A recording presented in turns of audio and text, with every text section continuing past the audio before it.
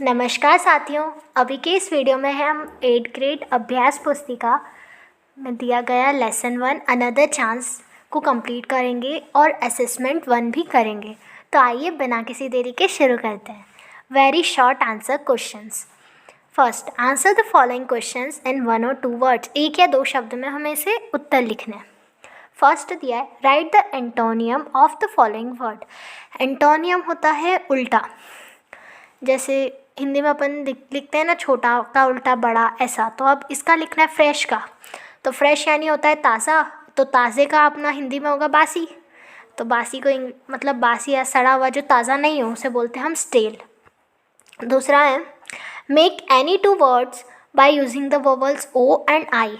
और आई का यूज़ करके हमें 2 वर्ड बनाने हैं। तो एक तो ब्लॉट हो गया। ब्लॉट यानी होता है जैसे कपड़े पे दाग लग जाते हैं ना, दाग, उसी को कहते हैं ब्लॉट, धब्बा। विश यानी होता है इच्छा। What do we need to make a brand new start. हमें कुछ भी नया, बिल्कुल एकदम नई शुरुआत करने के लिए क्या करना चाहिए। तो अ डीप डिज़ायर। डीप यानी होता है गहरा, मतलब गहरी इच्छा होनी चाहिए किसी भी काम को करने के लिए। तो वही एक नई शुरुआत है अपने लिए। आगे देखते हैं। Short answer question. Answer the following questions in 1 to 3 sentence. 1 से 3 वाक्यों में हमें इसके उत्तर देने हैं। According to you what should we do to correct our mistakes. आपके हिसाब से हमें क्या करना चाहिए अपनी गलतियों को सुधारने के लिए। तो हमें क्या करना चाहिए, जैसे मैंने इसमें लिखा क्या है कि हमें एक नई शुरुआत करनी चाहिए अपने पूरे दिल से, पूरी इच्छाओं को ऐसे गहरी इच्छा के साथ एक नई शुरुआत करनी चाहिए।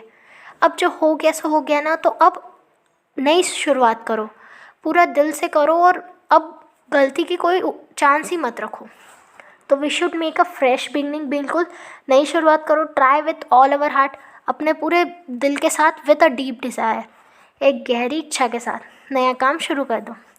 Y should we not think we are through. हमें क्यों नहीं सोचना चाहिए जिस दौर से हम गुज़र रहे हैं। मतलब अगर अपने साथ बुरा होता है तो हम उसी में लग जाते हैं ना, यार क्यों हो रहा है ऐसा, और उसके बारे में क्यों नहीं सोचना चाहिए, ये क्वेश्चन उन्होंने पूछा है। तो मैंने इसमें लिखा है कि हमेशा हमेशा कल तो आएगा ना। ऐसा तो है नहीं कि आज ही ख़त्म हो गई दुनिया, नहीं, कल तो आएगा ना। तो कल एक नई रास्ता भी मिलेगा हमें करने के लिए, अलग तरीका मिलेगा, ताकि हम एक नई शुरुआत बिल्कुल नए सिरे से कर सकें। तो वही लिखा है देयर। ये जो निशान होता है ना, इसमें अपन शब्द रहता है। जैसे अगर इसके बाद एल एल लिख दिया मतलब विल हो गया, एस लिख दिया यानी इज़ हो गया। तो there is a way a tomorrow. कल है ना, एंड द होप, उम्मीद एक कि हम स्टार्टिंग अ न्यू यानी पूरा नया तरीके से करने जा रहा। ठीक है, कुछ नया शुरुआत करने के लिए कल तो है अपने पास। आगे देखते हैं। What should we do in despair. Despair यानी अर्थ होता है जब हम सारी उम्मीदें खो देते हैं। ऐसा समय में हमें क्या करना चाहिए। तो we should never give up in despair. Give up का अर्थ हो रहा है छोड़ देना, मतलब जैसे कोई काम कर रहे हैं अपन और हार मान लेना। तो हमें कभी भी हार नहीं मानना चाहिए जब हम डेस्पेयर यानी एकदम गिर रहे हों।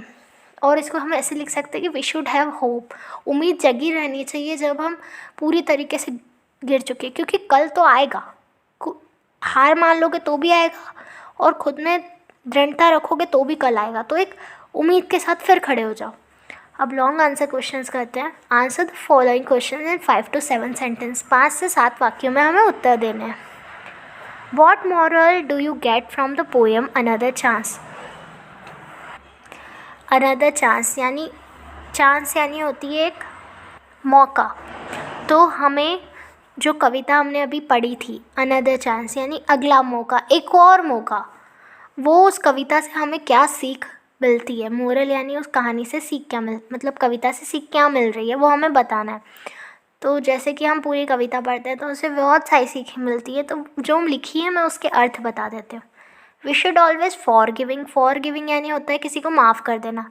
तो हमें हर किसी को माफ़ कर देना चाहिए। दूसरा है we should not lose hope. हमें उम्मीद नहीं खोनी चाहिए इन एनी सर्कमस्टांस, कैसे भी हालात हो।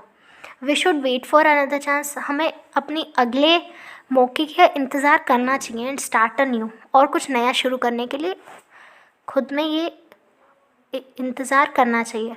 अब दूसरों को माफ़ कर ही देना चाहिए, क्योंकि किसी के लिए गुस्सा ना बिल्कुल हाथ में रखे अंगारे जैसा ही है, ठीक है। कब तक रखोगे उसे, छोड़ो ना। इसीलिए सबको माफ़ कर देना चाहिए। ये कविता केवल आपको याद कराने के लिए नहीं है, कुछ सिखाने के लिए भी है। आगे देखते हैं। असेसमेंट शीट फन करते हैं अपन अब। Very short answer question. Answer the following question in 1 और 2 वर्ड्स। 1 या 2 शब्द में उत्तर देना है। Right words that rhyme with the following words. हमें पोएम को देख के राइमिंग वर्ड बताना है। राइमिंग यानी होता है जिनके साउंड एक जैसे होता है। वे का हो जाएगा डे, विनिंग का हो जाएगा beginning. Answer the following question in 1 to 3 sentences. 1 से 3 वाक्य में हमें इसके उत्तर लिखने हैं। Right any one stanza of the poem another chance. Another chance poem का कोई भी एक स्टेंजा लिख देना है। स्टेंजा यानी वो जो हिस्से थे ना 4-4 लाइन के, उसे बोलते हैं एक स्टेंजा, तो वो लिखना है। तो मुझे जो सबसे ज़्यादा पसंद आया वो मैंने लिखा।